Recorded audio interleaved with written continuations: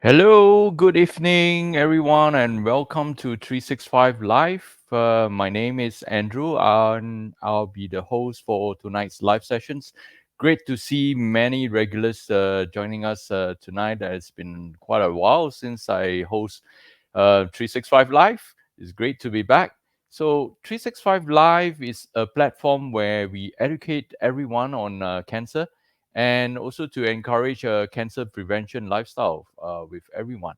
So whenever you see this logo, you know that 365 Cancer Prevention Society is currently having a live broadcast, right, and sharing good stuff with you, right? So tonight's talk will be on Know Your Liver, Dispelling Myths and Discovering Defects. And it's especially brought to you by, of course, 365 Cancer Prevention Society and our esteemed partner, Roche, who is a leading provider of in vitro diagnostic and a global supplier of transformative and innovative solutions across major disease area. Now, 365 Cancer Prevention Society has been committed to serving the community through holistic cancer prevention measures since 2003. This is accomplished through health and nutrition education, promotion of healthy lifestyles, and our 365 rhythmic stretching exercise.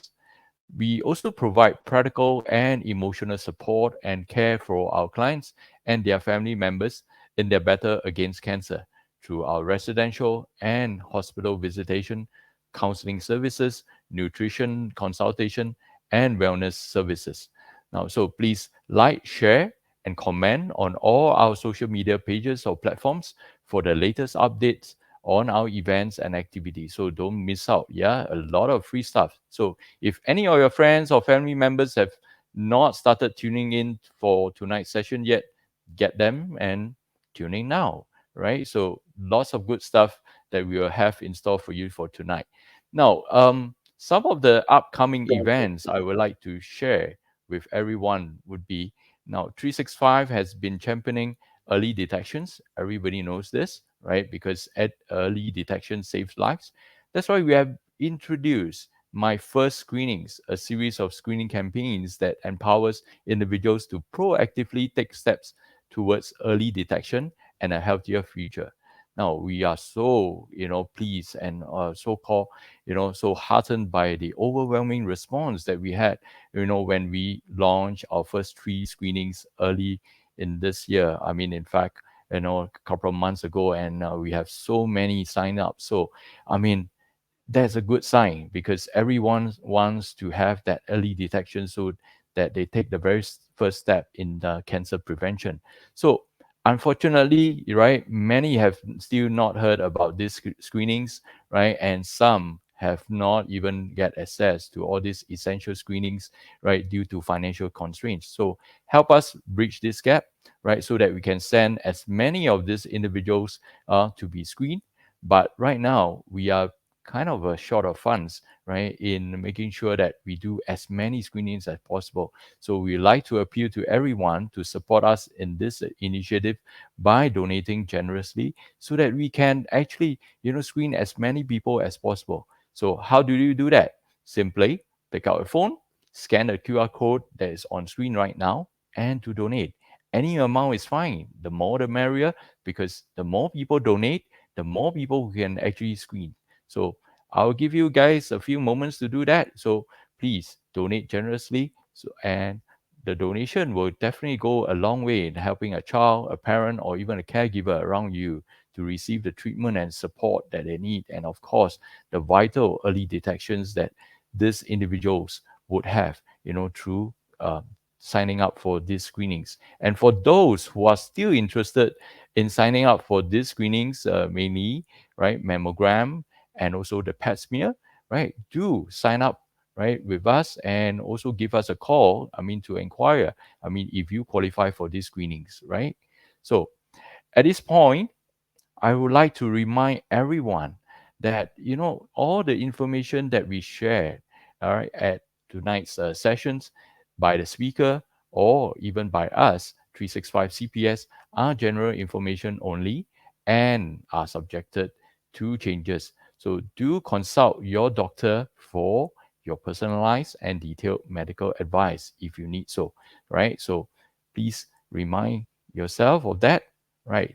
So tonight, I have something special, of course, a very special person that we like to bring on for tonight's sessions, right? He is none other than our very own cancer fighter, Mr. Eddie Lowe, who not only right is an ardent Liverpool Football Club fan, right, who really you know embrace the football team's iconic anthem "You Will Never Walk Alone," right? But he is really a true blue fighter because against all odds, he's not fighting just one cancer, but he's fighting against three cancers, and he has actually had a wonderful, strong fighting journey, right, in his cancer fighting, you know, progress. So, without further ado, let me just bring on Mr. Eddie, right, for him to share with us his cancer fighting story to share with everyone tonight. Welcome, Eddie. Hi, Andrew. Thank you for the introduction. No Indeed, problem. I hope you are doing fine tonight. I'm good. I'm good. A little bit nervous, but I hope the audience will enjoy this session, and I hope to encourage you if you Mm-hmm. are having any difficulty. Mm, Like Andrew say, I have three primary cancers that was diagnosed in 2017. Just a normal medical checkup got me into this situation today. It was detected early stage lung cancer first, but because the scan took a wider portion of my body organs, there was something suspicious on my liver. But I insist that my liver should also be investigated before I even start on my lungs treatment. True enough, from one it became two cancers, and then my head became pretty heavy with a lot of worries. Of course, confused. The usual question of why. You get a lot of fear coming into you and what to do, and but really, indeed, the team "You Never Walk Alone" that I follow as a football fan really helped me because many people came to my help, and because I also reach out to them, so I did a self help. So with that, I was able to go through my treatment. But from the two cancers, I was checking on my prostate the following year, which I've been following through for the past 3 years. So when my lungs and liver was stable after the keyhole surgery, um, I started investigating on my prostate. And true enough, from one, two, it became three cancers. So it's a roller coaster. It's more than a roller coaster. Right now, I'm battling mainly my liver cancer for the past 2.5 years. It's really been a roller coaster ride. Um, so I went through all kinds of treatment from chemo to radiation to ablation to cryoablation, all kinds. So you can say that I have a very well-rounded experience of cancer. But I think the key is that you remain positive, which that really helped. The support of 365 Cancer Prevention Society in terms of social, emotional support, nutritional advice, and the other host of activities that they provide really helped me in my journey. And therefore, I encourage you, any of us who have any kind of cancers in particular, don't journey alone. Um, Go out there and be part of the support group, get help, self help yourself, and learn that for me, that I can live with cancer. Because the mindset of having that positive thinking that you can live with cancer really is half a battle won. Indeed, I have three cancers, and it's really a tough journey. And if you don't have a clarity of mind, I think you'll go crazy. And my foundation has been my faith. So if you have issues with anything, go back to your faith, whichever faith you belong to, and get that peace of mind. So for me, it's very much adjusting to my lifestyle because of this cancer journey. I go through all kinds of treatment, including complementary treatment. That helped me in my journey.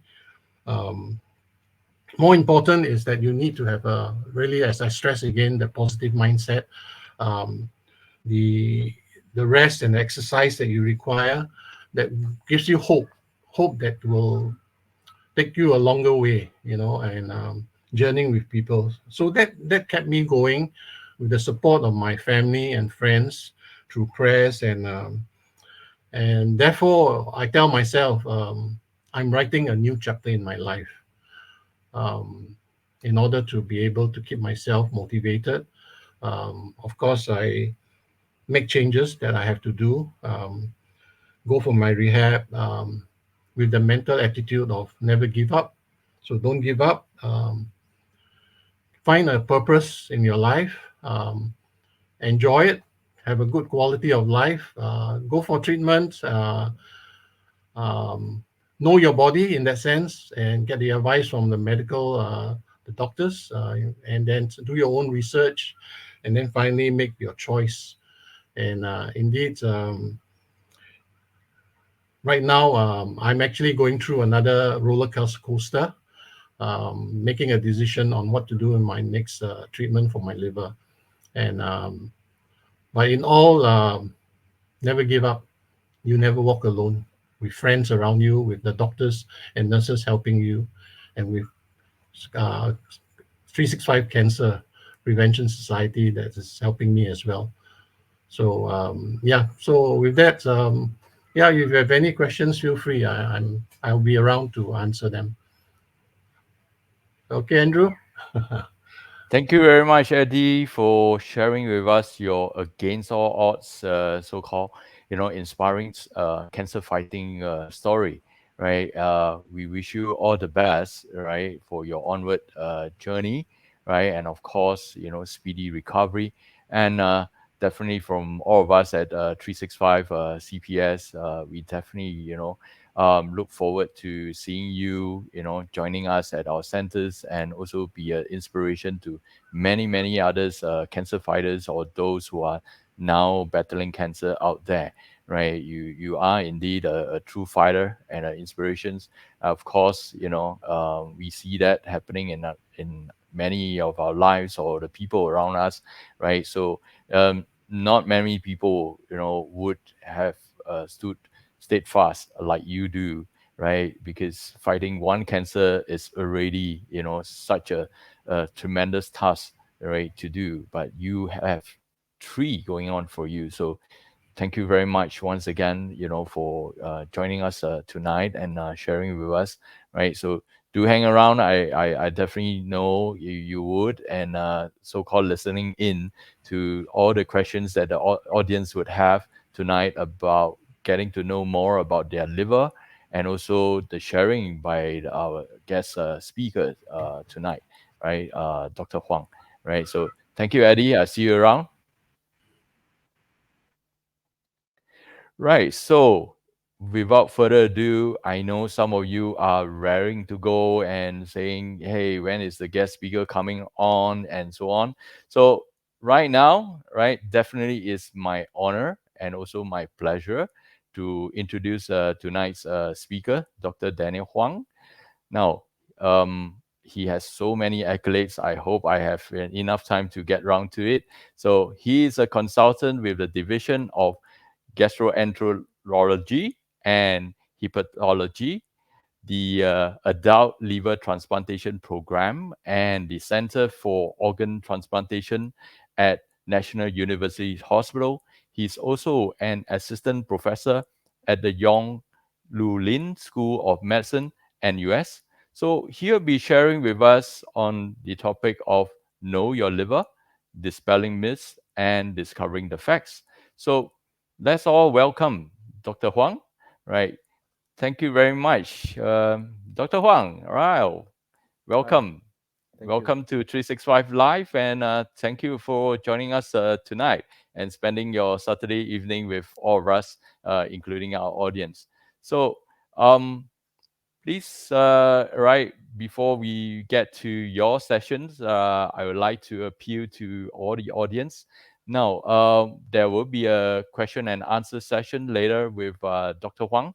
So if you have any questions, please post it in the comment sections. We'll get to it later. So don't wait until the very last minute to post your questions, because we may run out of time. So if you got some time now, or when Dr. Huang is sharing his sessions, do feel free to post it up there first, right, so that we can get to it during the Q&A. So, Dr. Huang, I hope you are all ready to kick off tonight's sessions. Yes, All good? Okay. good. So, over to you, Dr. Huang. All yours. Thank Thank you. you. Thanks, Andrew, and thanks, Eddie, for the sharing session, and I'd like to thank the Cancer Prevention Society for inviting me to speak tonight. For tonight, our topic will be on liver cancer. We will discuss some of the causes and, more importantly, how to prevent liver cancer.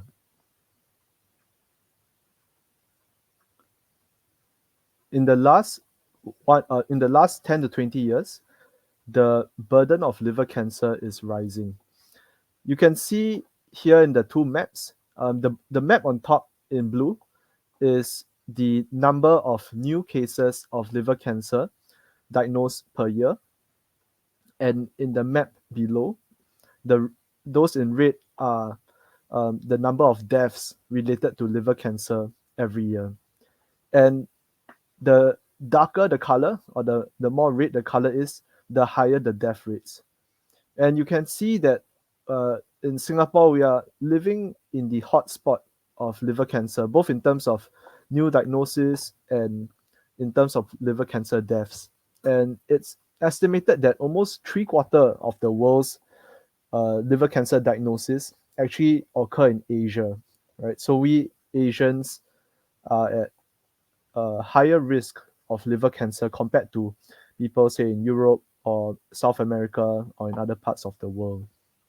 So I think it's a disease that we want to be aware of, especially since there are now new causes that are increasing with time, and I'll go a bit into that. So this is what we will discuss today. We will discuss the causes of liver cancer and how we might be able to prevent each of them. The first section, I'll be talking about fatty liver as a cause of liver cancer, and then I will speak a bit about hepatitis B and C if there's time, and also touch on alcohol as a cause of liver cancer. Then we will discuss a little bit about screening and also prevention. I think some of you may now be aware of this new entity that has been increasing over the last few years, fatty liver disease. And many of my patients actually come in to my clinic and they ask me, "Hey doc, I've got fatty liver, what to do?"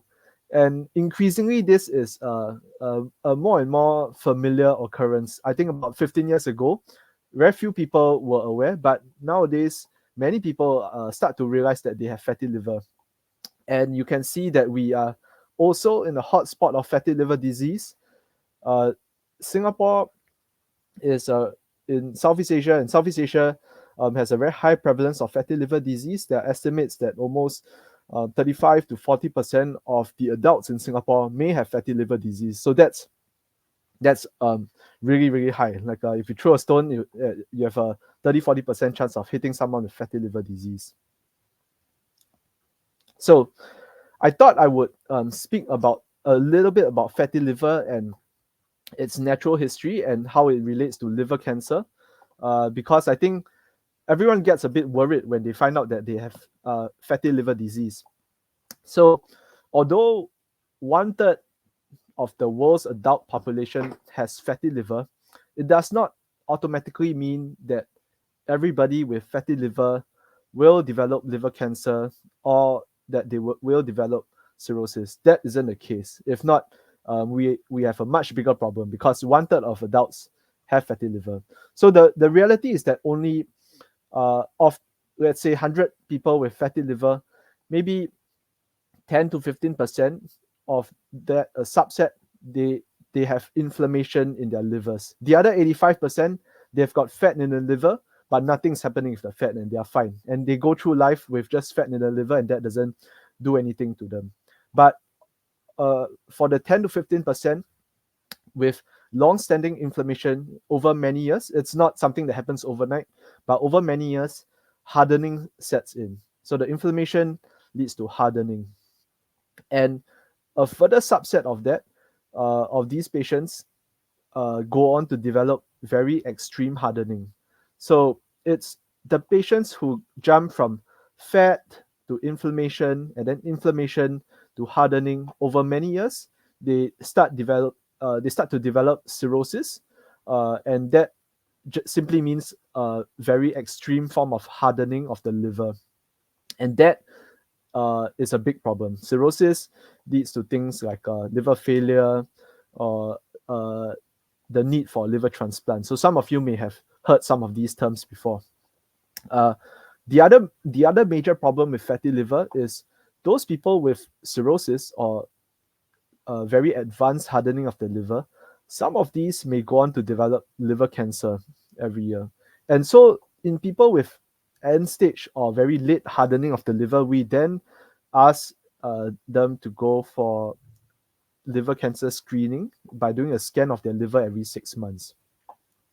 So I think this is a concept that I just wanted to share with you.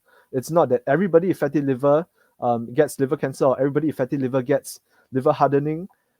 It's a subset, and there are certain things we can do to reduce the risk of us going from somewhere here to here or with cancer. And I'll speak about that in a while. I think with more and more data coming out, it is a worrying trend actually that now a substantial proportion of liver cancer is related to fatty liver. So 20 years ago, it would be fairly unheard of to meet somebody with liver cancer related to fatty liver.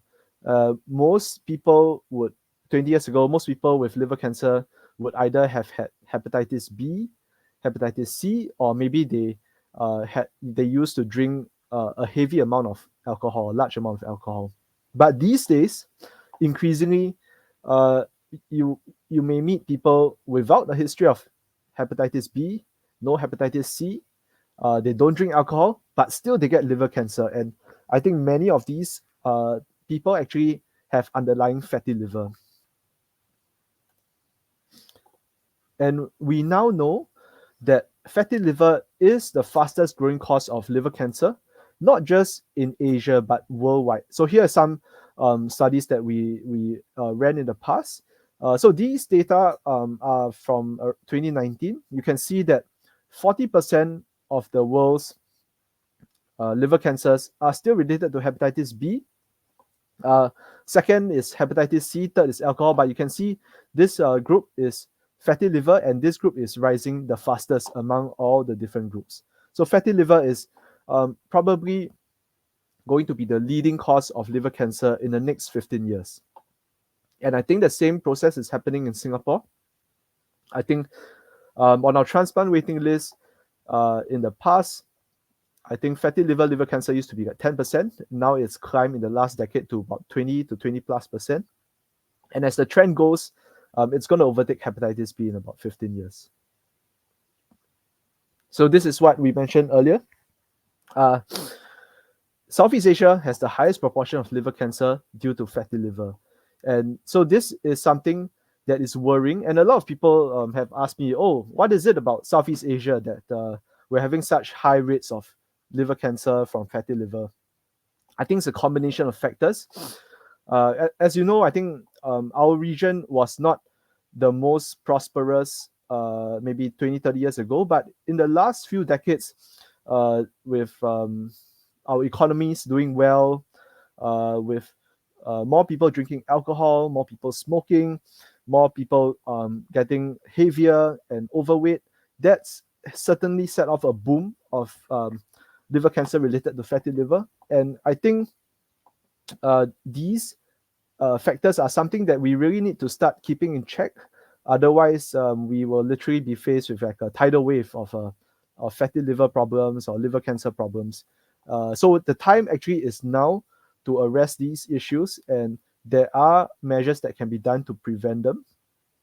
The other thing about fatty liver cancer is that for the other causes of liver cancer, so like hepatitis B, hepatitis C, alcohol, generally the majority of people that get the liver cancer tend to be men.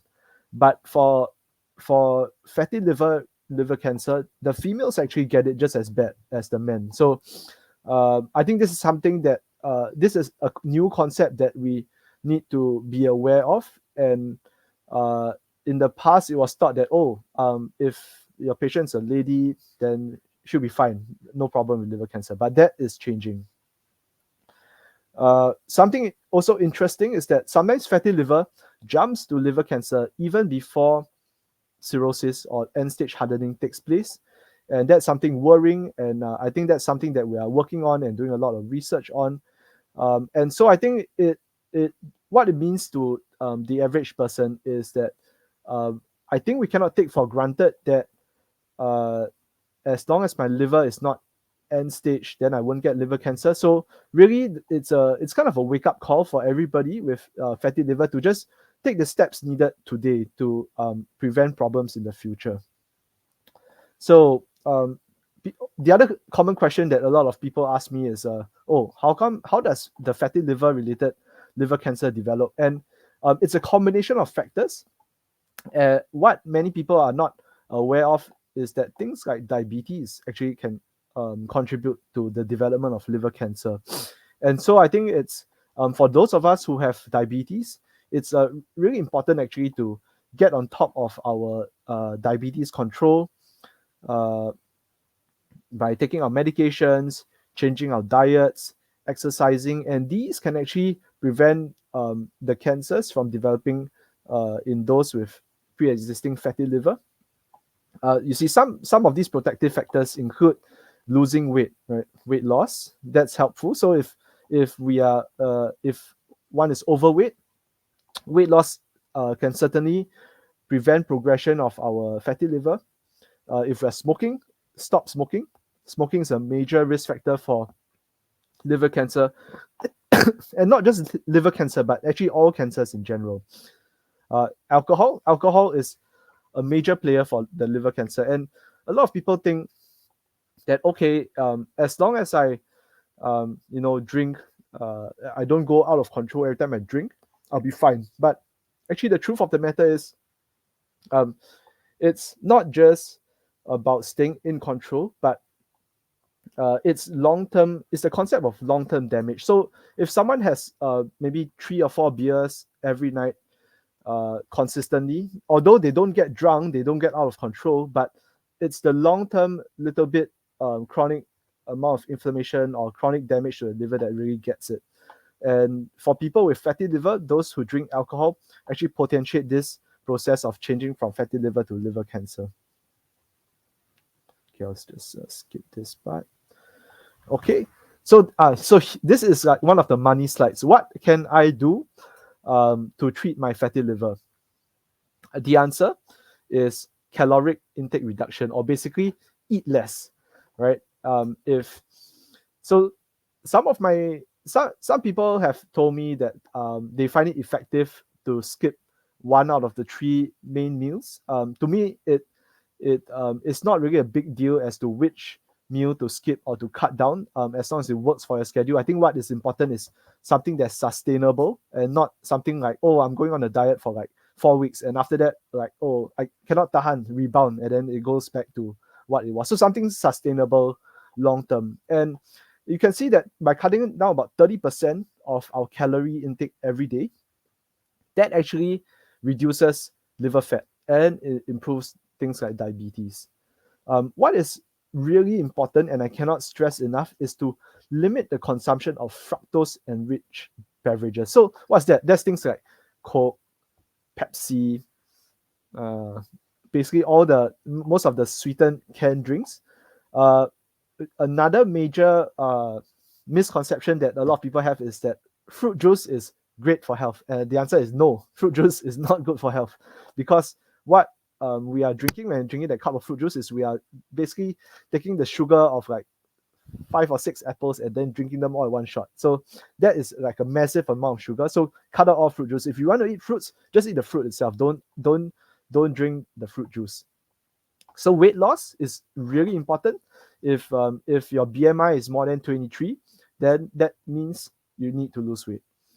Exercise alone can reduce some fat, but I would say actually it's really the cutting down of the calories and the weight loss that actually is the cornerstone. Exercise helps to maintain weight loss, but on its own, without caloric reduction, it is very hard for exercise on its own to cause weight loss. And then, like what I mentioned, don't drink alcohol if you can. Certainly avoid heavy consumption. What's interesting to some is that actually caffeinated coffee is good for the liver in terms of preventing liver cancer. The caveat though is that it needs to be black coffee. Coffee with sugar or coffee with milk, it's not going to cut it. These data are only for black coffee without sugar, without milk. Yeah, and another point of note is the Mediterranean diet appears to be one of the best diets in terms of reducing the risk of fatty liver getting worse, and that usually involves a lot of green leafy vegetables, nuts, olive oil, fish, and cutting down on things like red meat. So a lot of people come in through the door of my clinic and they say, "Hey doc, I've got fatty liver," and I've heard that there's no medicine, at least in Singapore at this point in time, that for fatty liver. So what can I do? And the answer is that all is not lost, because weight loss can actually reduce and even reverse fatty liver. So you can see here that with someone with fatty liver, if they can lose 3% of their body weight, they can actually cut down on the fat, right? And if they lose 5% of the body weight, that not only cuts down the fat, it cuts down the inflammation. And the true benefits start coming in when the degree of weight loss goes up. So at 7%, the inflammation can actually completely resolve. And in those people who truly lose a lot of weight, meaning 10% of the body weight, so like in a 80 kg person, that's like 8 kg, the fibrosis or the hardening can actually reverse. So that's wonderful. Actually, it's really great. But the reality is that it's easier said than done, because you can see here on the right the actual proportion of people that actually get to achieve these numbers. So less than 10% of people can actually lose 10% of their body weight. About 18% can actually lose about 7%. And maybe about only a third of people can lose 5% of their body weight. But it shows that it's possible. It's not impossible. And I think a lot of my patients say, "Okay, doc, I'm going to lose 10% of my body weight. The next time you see me, I'm going to be 8 kg lighter." And then they come in and then they're like, maybe 4 kg lighter. And they'll be like a bit sheepish and say, "Hey, doc, I wanted to lose 8 kg, but I only lost 4 kg." But actually, that's still good. That's still 5% weight loss. So really the message is that even if you can't hit the magic number of 10% weight loss, any weight loss is actually beneficial to the liver if you have fatty liver disease. Even 2% weight loss, 3% weight loss, I'm seeing patients where they lose even like 2 kg, and then the numbers on their liver tests actually get better. So that's really the message. The more weight loss, the better, but any weight loss is good. Yeah. So this is the other thing that I wanted to mention. We should actually be very, very careful of diabetes. See, diabetes was important enough for our PM to actually highlight it at one of the National Day rallies, and it is not without cause. So diabetes increases the risk of liver cancer by quite a fair bit. And so how to prevent diabetes? I think it's exactly these measures that I mentioned. Losing weight, exercise, cutting down on the food, cutting down on sweet drinks. And you can see here that in people with diabetes, what this graph actually shows is that the risk of liver cancer actually is much higher than those without diabetes in blue. But then the next question is, what if I already have diabetes? The answer is all is not lost, because we do have some studies showing that it's not really the presence of diabetes, versus no diabetes that matters. But what is really important is the control of the diabetes. So if a person has diabetes, but after he or she is diagnosed and he controls his diabetes really well, then the risk of liver cancer actually drops to fairly low. So first step one is, if you have no diabetes, prevent diabetes. If you have diabetes, control the diabetes, and that will be almost as good. And yeah, the question is, why does diabetes worsen our liver? Why does diabetes promote cancer? And the answer is here. This was a study we did that showed that in those people with diabetes and fat in the liver, so fatty liver, we found that the presence of diabetes actually accelerates the rate of their liver gets stiff or hardened, right? So that's the kicker. It's remember it's not the fat that kills, but it's the hardening or the stiffness of the liver that kills. Okay, so thought I switch gears a little bit and talk about hepatitis B. So in the world, hepatitis B, maybe about 3.8 or 4 in 100 people have hepatitis B. In Singapore, it's about the same. About 3 out of 100 people have hepatitis B. And here, you can see that hepatitis B is still a major killer, right? More than 300,000 deaths in related to Hep B in 2019. And Hep B, unfortunately, still remains the leading cause for liver cancer worldwide. But the good news is that antiviral therapy, so if you take medicines for hepatitis B, that is really important to reduce the risk of liver cancer. So here is just a graph of some studies that we did showing that in people with hepatitis B and who their liver tests were not normal. So these are people when they go polyclinic, check their liver test, they're not normal, they have hepatitis B, their risk of liver cancer is higher than those who have hepatitis B, but when they check their blood test, the liver test is completely normal, right? So as long as the liver test is not normal, the risk of liver cancer is higher.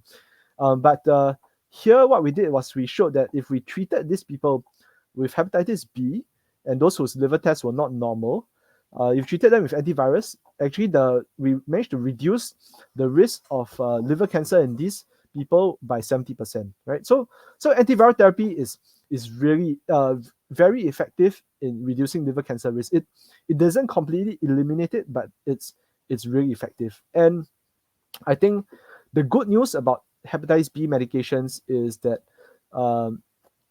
firstly, in the past, they used to be really expensive, but now the cost has dropped to like something like 30 cents per tablet. So like paying like $10 per month. That's like 2 plates of chicken rice a month. So I think in those people who have hepatitis B and their liver tests are whenever they check in the polyclinic it's not normal, then these people should actually receive antiviral therapy because that will really reduce the risk of liver cancer by 70%.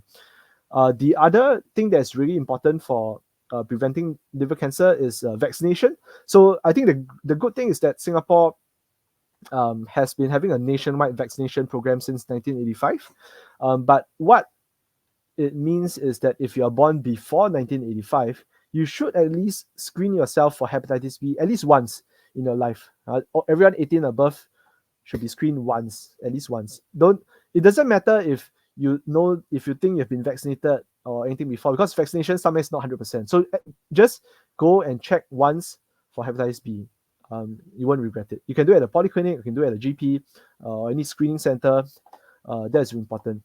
And then for those people who have family history of hepatitis B or family history of liver cancer or any of these other risk factors here, for example, people use drugs, people have multiple sexual partners, men who have sex with men, inmates, those with other forms of liver disease or need dialysis or have kidney problems, then these should actually be checked more regularly for hepatitis B, right? Because if it's about knowledge, right? If one doesn't know that one has a disease, then one cannot do anything about it. So screening for hepatitis B is very important in people who have these risk factors.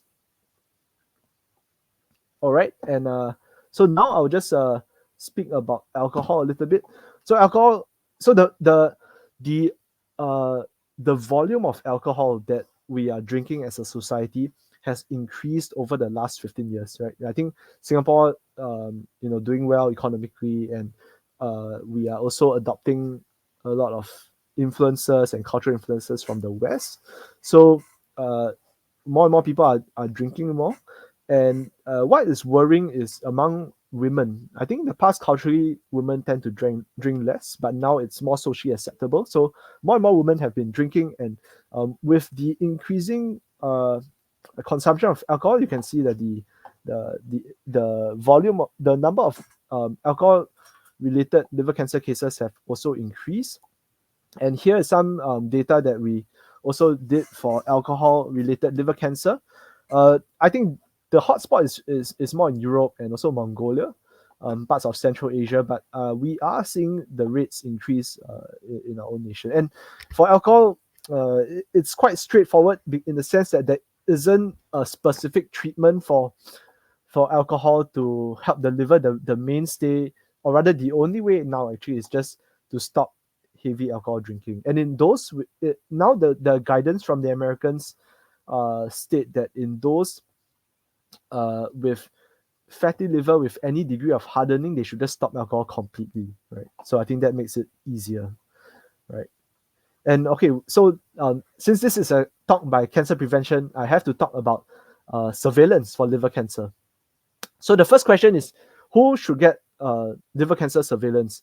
And the answer is that it's people who have liver cirrhosis. So if you know that your liver is very stiff, is the last stage of stiffness, then you should be getting an ultrasound scan every 6 months. The other situation where one might need liver cancer surveillance is if one has hepatitis B, and that goes by age.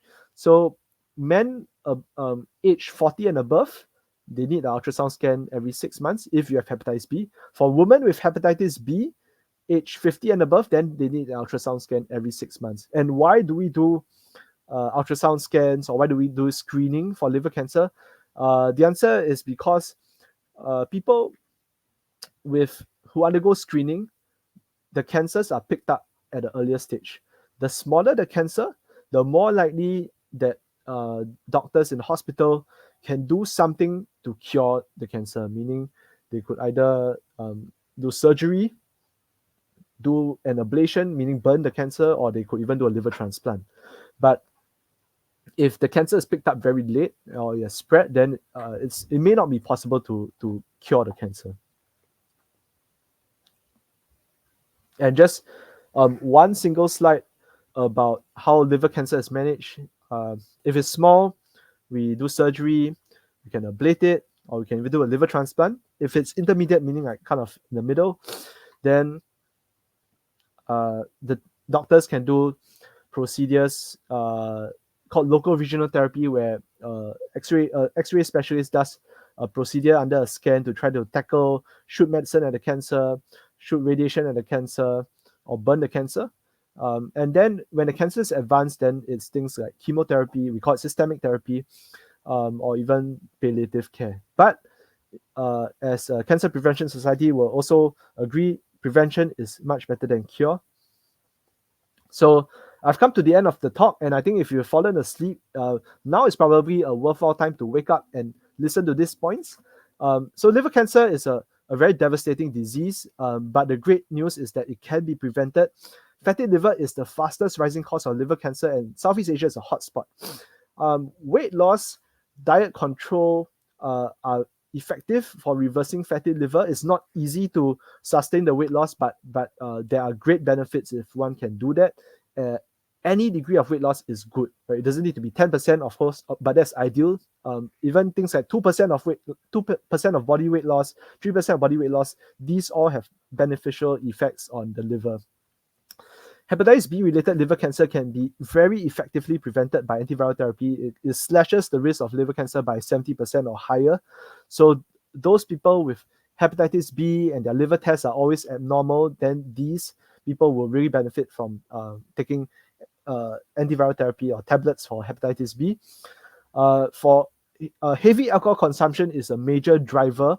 It leads to liver cancer, liver hardening. So stopping heavy alcohol consumption can really reduce the risk of liver cancer in these people. And the good news in people who drink heavily is that it's like that Chinese proverb, 悬崖勒马. If someone drinks alcohol very heavily, there is actually a magic point before which, if they stop drinking completely, their liver can actually regenerate, can actually heal. But once they start to fall off the cliff, even if they stop at that point, it's too late, right? So chances are, if you're hearing this and you know someone who drinks alcohol very heavily, they may still be able to stop, and if they stop, their liver can actually regenerate and can heal. And lastly, liver cancer screening through ultrasound scans for people with liver cirrhosis or people with hepatitis B who are older can help to save lives. So with that, I thank you for your attention, and I'll be happy to take questions. Thank you very much, Dr. Huang, for your comprehensive and informative sharing. I definitely think shall stick to my kopio kosong from now on. Yeah, And definitely, yeah, for everyone, I would say instead of hitting, your drinking spots or supper place tonight after this talk, probably you should consider getting to the gym, to sweat it out instead, right? So really everything is in moderation, and personally I also like to tell everyone, if you're not started smoking, don't start, right? If you already started, cut it down and so-called drop the habit. Similarly for drinking, right? Other than don't drink and drive, but seriously, if not started drinking, don't. All right. I mean, yes, if you have started, then slowly cut it down to moderation, right? Just like food, everything. We are not asking you to totally stop eating your favorite char kway teow, or your ba kwa, but everything in moderation, right? And keep exercising, having a really healthy and active lifestyle. I think that's really so-called does a lot to prevent a lot of so-called unnecessary illness, especially in terms of your very first step for cancer prevention, right? So I know there's quite a number of questions that have already start filling in. So at the same time, I hope everyone has also learned more about your liver, how to love your liver, right? How to take care of your liver. So now, Dr. Huang, are we ready for our questions? yeah, sure. Okay, cool.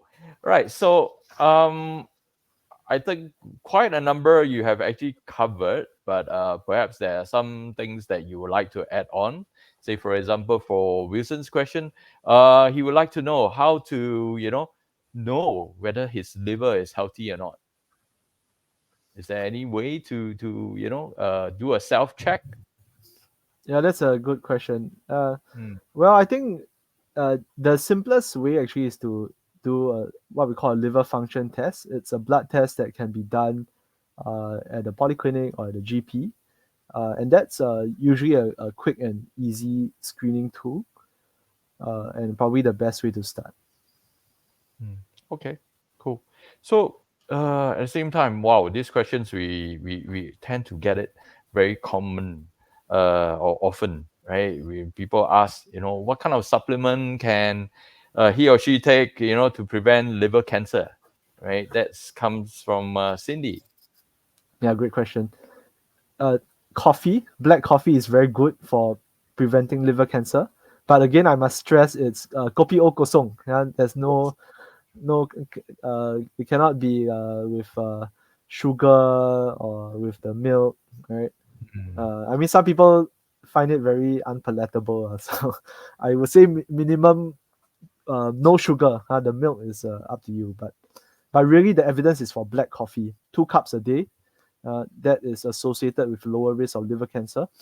And mm, the other thing that's also useful to know is that the Mediterranean diet is associated with better liver health, and that's diets diet that's rich in green vegetables, fish, mhm. nuts, olive oils, so less red meat, fried stuff. Mhm. Um, Yeah. yeah, essentially, I, essentially most of the nice tasting stuff in our hawker centers, not mm, exactly Mediterranean diet. Yeah, mm.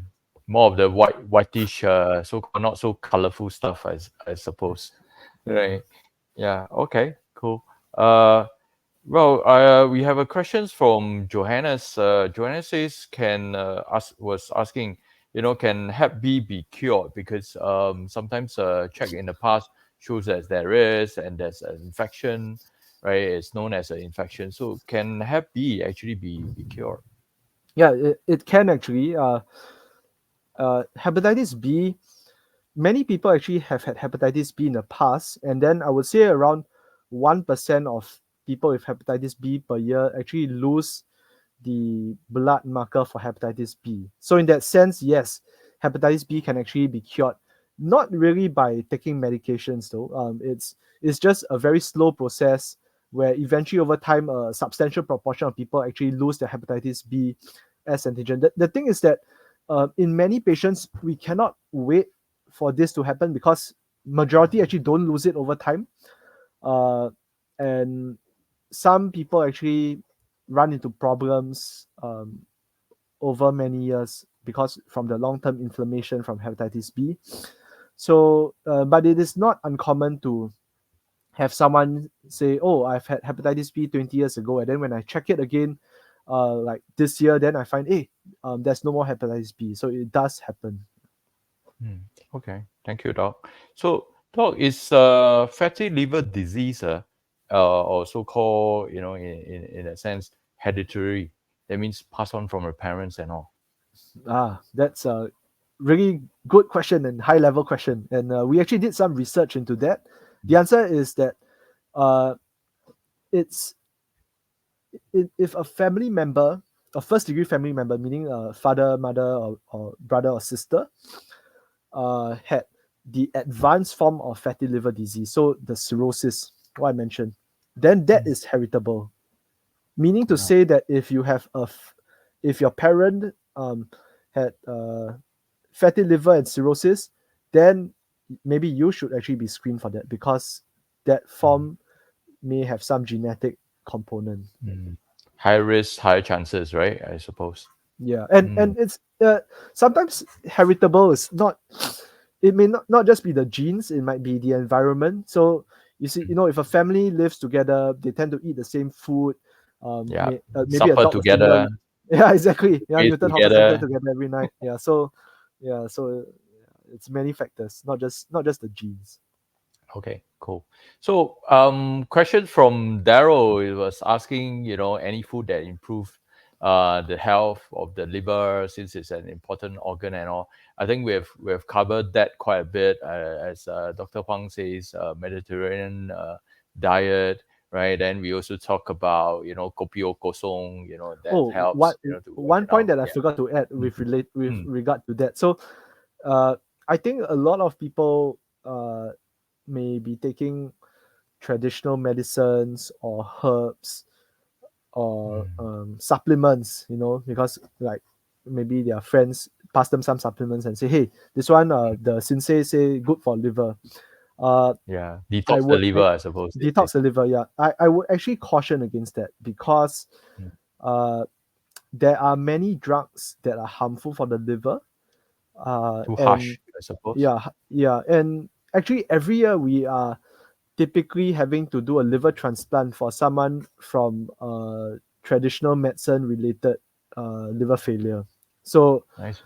yeah, because I think quality control in some of these traditional medicines may not really be as strong. So it doesn't mean that natural or traditional equals to good for liver. So I think that's a word of caution there. But really, I think it's about moderation, about a generally Mm. healthy diet. Whatever is good for your heart and your mind, it also tends to be good for the liver. So green Mm. vegetables, fruits, less of those fried stuff, less red meat, fish. Mm. Yeah, these are all good things for liver. Yeah, yeah. I suppose because in terms of such traditional medication, it's not a one size fits all. So the outcome and the results differs from person to person. So a bit of caution, everyone there. If you are seeking in terms of taking supplements or TCMs, medications for to improve the health of your liver. So always seek professional advice before you do that. Right. So Kevin asked a question about screening. What sort of screenings to detect liver disease or liver cancer? I think Yeah, Dr. Pang has also covered quite a bit on that. yeah. So I Mm. think there are two parts to this. One is who should be screened for liver disease, and then the second part is who should be screened for liver cancer. So actually, the answer to that, there are two separate two because these are two separate questions. Yeah. Uh, for the first part, who should be screened for liver disease? I'll just focus on fatty liver. For Mm. those people who have diabetes, or those people who have who are obese, so very overweight people, then these people can be screened for liver disease by doing blood tests. Yeah.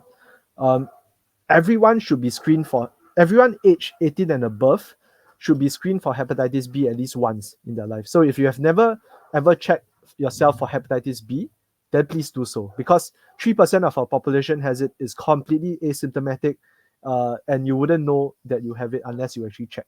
If you have a family member who knows that they have hepatitis B, then all the more you should definitely check, because the number one route of transmission of hepatitis B in Singapore and in Asia is actually from mother to child. So I think back in the older generations days, nobody checked for hepatitis B. So most people actually went through lives without knowing that hepatitis B, and they passed on the hepatitis B to their children. So I think that is definitely an important point to check.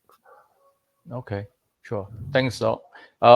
Questions from Freddie. What's the relationship between taking statins and liver cancer? Another high level question. So we also Our did some audience are very good, I yeah, would say. yeah. So the answer is that there isn't like extremely high level evidence in the sense of like trials to show that taking a statin reduces the risk of liver cancer, but observational studies, so meaning they just observe people who take statins versus observe those who don't take statins, it is postulated that that statins actually may reduce the risk of liver cancer, and some of our own data studies actually showed that. But so all I can say is that the current evidence suggests that statins are good for the liver in terms of preventing cancer, but the data is not conclusive. Yeah. Meaning to say, Mm, if you're statin, please okay. continue. No harm to your liver. Probably good.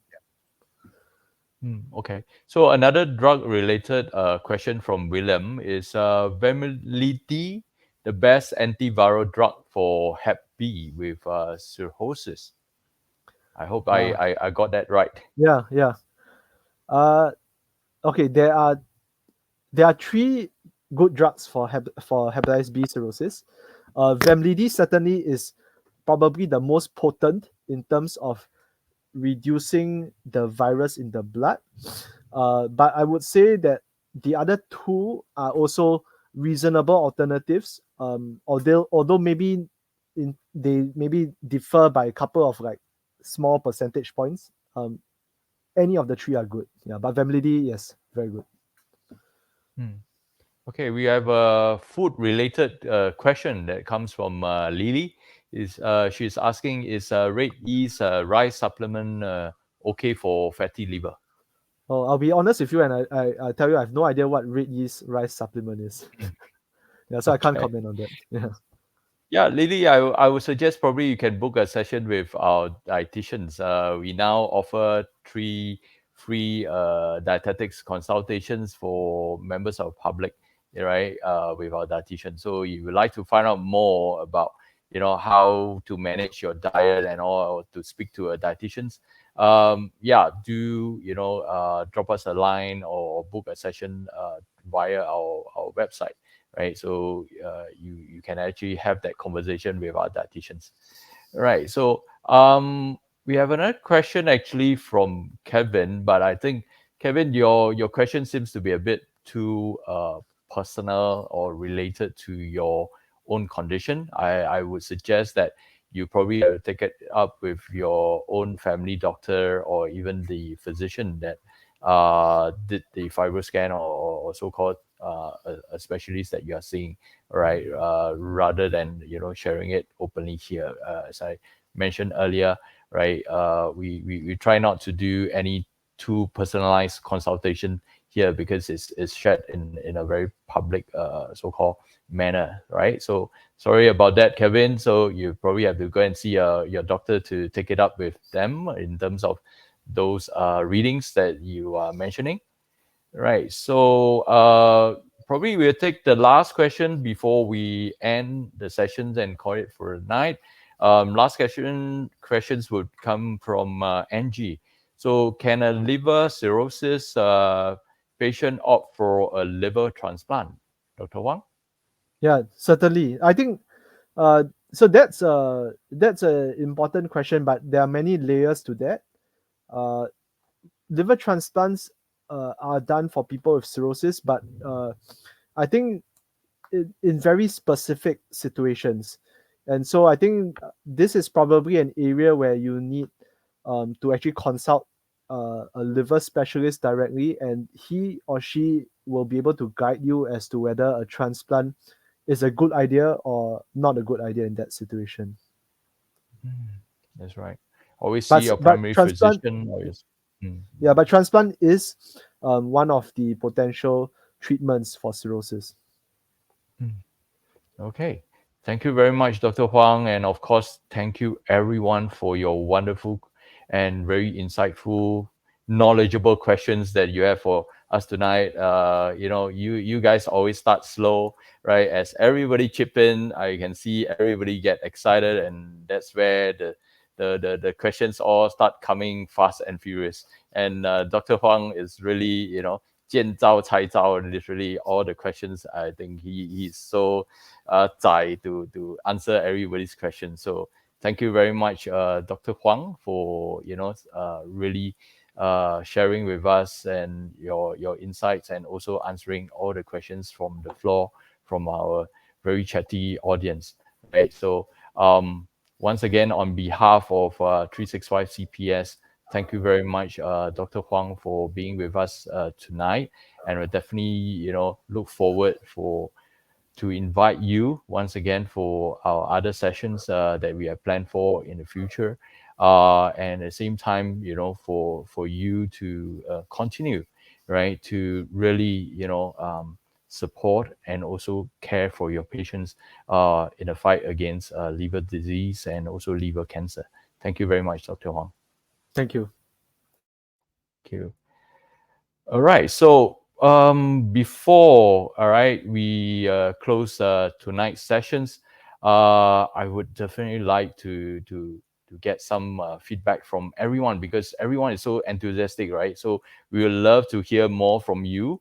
But of course, your feedback is definitely invaluable to us, because by sending in our feedback, then we will know where else can we do better, how can we improve upon ourselves, and also continue to deliver interesting and high in demand, or topics and contents that you guys would love to receive and also to see, all right, from us. So please do share with us your feedback, so that we can hopefully turn out things that you all love to see, and you would like to take part. So just scan the QR code that is currently on screen right now, right? So please do us the favor, right, in giving us your feedback. At the same time, right, I would like to highlight to everyone some of the upcoming events that we will have in store for you next Saturday. So next Saturday, same time, same place, we're going to have our 365 Live once again, but this time around with another expert speaker. And the topic would be something that is quite advanced, right? We will be talking about hyperbaric oxygen for wellness and cancer support. I think some people may have heard of this term hyperbaric. Probably if you are been doing diving, right? In that sense, you have heard of it. But how it actually helps in terms of wellness and cancer support. So you would like to know more about that, right? So do join us next Saturday, 27th of April, right? Once again on our Facebook platform. Right. So, last but not least, I would also once again like to appeal to everyone, right, to support us in our screening campaigns by donating generously. Once again, scanning the QR code as currently on screen. like I say, any amount will do, right? Because you never know, right? Your contribution definitely can help to send an individual from a low income family, right, to get screened, right? Be it for breast cancer, colon cancer, or even, many other cancers, depending on the screenings that we'll be doing, right? So for everyone that is here tonight, I think we have something special. And also, not so much about FOMO, fear of missing out, or kiasu, right? So for any one of you who is here with us tonight, 365 CPS will be doing a liver disease screening, right? Campaign pretty soon, right? In a couple of months' time. So we would like to collect some interest, right? So for any one of you who is keen, right, to sign up for a liver disease screening, you can actually scan the QR code that's currently on screen now, to register your interest first, right? So there will be more details to be shared, but we like to, kind of, get the interest to prepare our logistics and also the resources, right? To really gauge how many people are really keen on a liver disease screening, or fatty liver disease screenings that we have in store, right? So most likely we're going to launch it somewhere around in June, right? So if you are keen, just scan the QR code, give us your details. We'll definitely be in touch with you once we launch the campaign. All right. So um, finally, remember, do like, share our social media pages, and also, browse our website and our social media platforms, to get the latest updates on our events, activities, and of course our 365 live event that happens, at least twice every month, right? So um, from me and everyone at 365 CPS. Once again, thank you very much for spending your Saturday evening with us tonight. And I hope to see everyone in the next sessions. Do take care, stay safe, and good night. Thank you.